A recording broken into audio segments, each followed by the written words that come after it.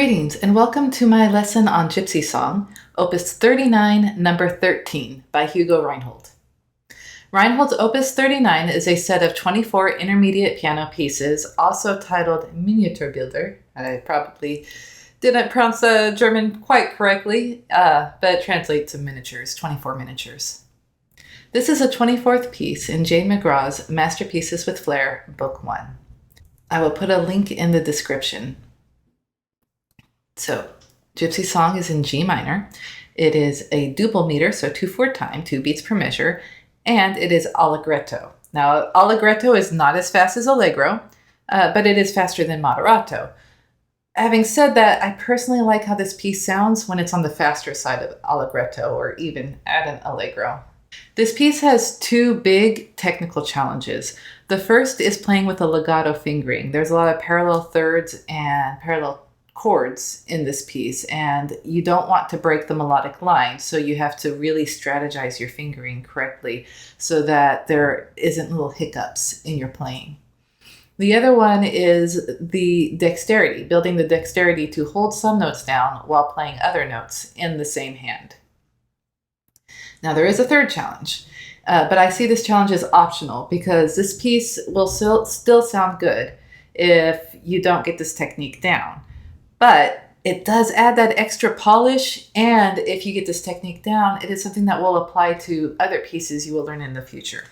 And what that is when you're playing a nice legato fingering, and say there you come to a point where you can't play it legato in your hand, use a light flutter pedal just to smooth over that transition so that the ear doesn't pick it up and that the melody continues being connected. Without further ado, let's take a look. Okay, so the left hand establishes a light staccato broken fifth as a foundation.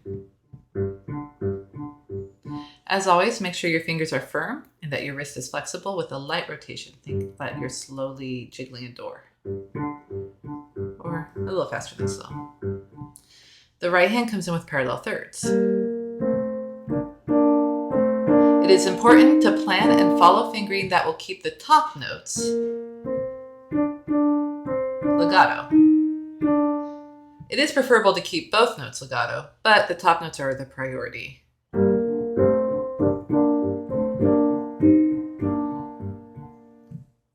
At measure 7, the legato becomes much trickier because you are now playing parallel chords. Do the best you can and capture the notes that you can't play legato with your hand with the pedal. I will demonstrate this in a few minutes, but let's take a look at this fingering I have.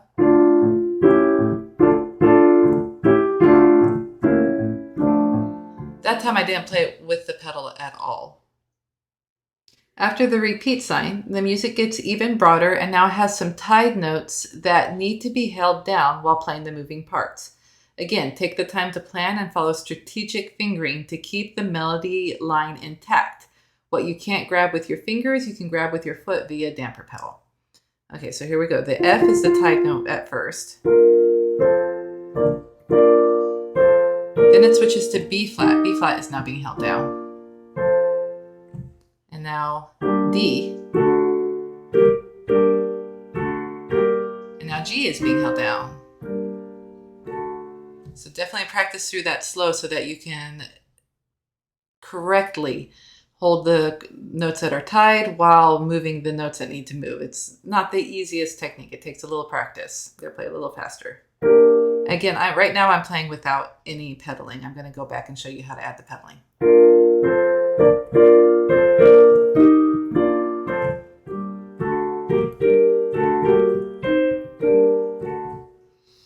Okay. The rest of the piece is a continuation of the style of the first 10 measures. Just keep in mind, measure 23 has like an F sharp and a C natural, and then measure 7 has F natural, C sharp. So if you're not paying attention, you might accidentally play the same notes from measure 7 at 23, and that would be incorrect. Okay, so I'm going to start on 17, 18, 19 and play to the end. I'm going to skip the first ending, go straight to the second ending. Also, the last 3 measures, which is the second ending, are marindo, which means dying away. So it just kind of gets softer and softer at the end. Here I am to demonstrate.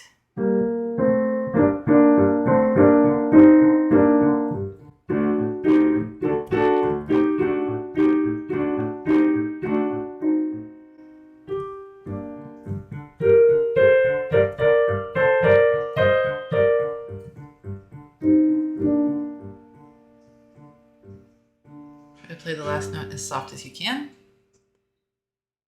And there you have it. And so even without any pedal, this piece can still sound really good if you plan the fingering correctly. But adding the pedal will give it that extra oomph. So we're going to go over that now.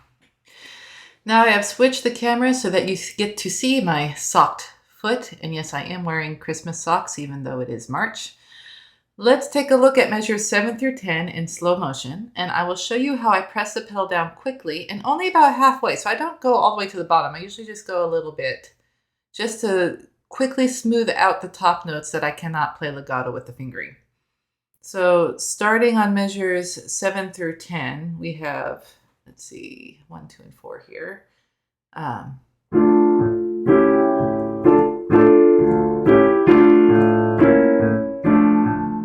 So did you catch how I did that? I'm going to go even slower and talk my way through it. So we have right here, my foot goes down, and that gives me the chance to move my hand into the next position, and then I come back up as I play. Foot goes back down, I'm back in the next position, up as I play, foot goes down, move, up. And so when I play it fast, it sounds like I'm keeping it legato.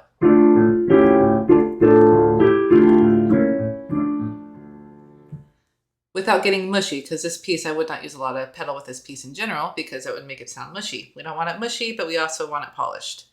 Next would be 13 through 14. I'm actually going to start on 11, but 13 through 14 has the same thing. I'm going to go slowly and talk through it first. Right here. So foot goes down, move, up. Foot goes back down. Oops, I just let go there. Up. And then I'm done. I'm done with pedals. So I'm going to do that a little faster. Down. And then it happens again at 17 and 18. Foot goes down so I can get into the next position. Foot goes down again. That's all I need there. I'll do it a little faster.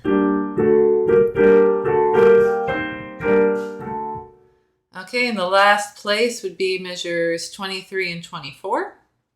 Same kind of thing. So I'm going to do it slowly and talk you through it. Foot goes down, hand moves to a new position, up, back down, up. So again, I'm only barely putting the pedal down, and it's only when I cannot play legato with my hands.